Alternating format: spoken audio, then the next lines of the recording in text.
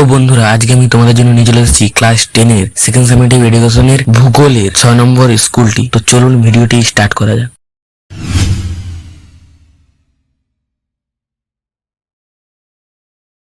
6 নম্বর school, বিভাগ ক। বিকল্পগুলি থেকে সঠিক উত্তরটি নির্বাচন করে লেখো। প্রথম প্রশ্ন, বায়ুর চাপ মাপক যন্ত্রটি হলো অ্যান্সার ব্যারোমিটার। 2 নম্বর প্রশ্ন, ঋতু পরিবর্তন দেখা যায় না, অ্যান্সার নিরক্ষীয় জলবায়ুতে। 3 নম্বর প্রশ্ন, ফ্রান্সের রোন উপত্যকায় প্রবাহিত শীতল বায়ু হলো মিস্ট্রাল। 4 নম্বর প্রশ্ন, চাঁদ, সূর্য ও পৃথিবীর সরলরৈখিক অবস্থানকে বলে সিজিগি। 5 নম্বর প্রশ্ন, এল নিলোর প্রভাব দেখা যায়, অ্যান্সার ভারত মহাসাগরে।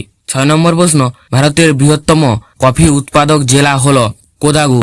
7 নম্বর প্রশ্ন, ভারতের বৃহত্তম সমুদ্র বন্দর হলো মুম্বাই। 8 নম্বর প্রশ্ন, গোলাপি শহর নামে পরিচিত জয়পুর। বিভাগ খ, 2 নম্বরে নির্দেশ অনুসারে নিম্নলিখিত প্রশ্নগুলি উত্তর দাও। সত্য মিথ্যা। প্রথম প্রশ্ন, বায়ুর তাপ মাপার যন্ত্রের নাম হাইগ্রোমিটার, অশুদ্ধ। 2 নম্বর প্রশ্ন, পৃথিবীর অ্যালবেডোর পরিমাণ 51%, অশুদ্ধ। 3 নম্বর প্রশ্ন, পৃথিবী ও চাঁদের মধ্যে দূরত্ব সর্বাধিক হলে তাকে বলে অ্যাপোজি, শুদ্ধ। 4 নম্বর প্রশ্ন, সমুদ্রে ভাসমান বিরাট বরফের স্তূপকে হিমশৈল বলে, শুদ্ধ।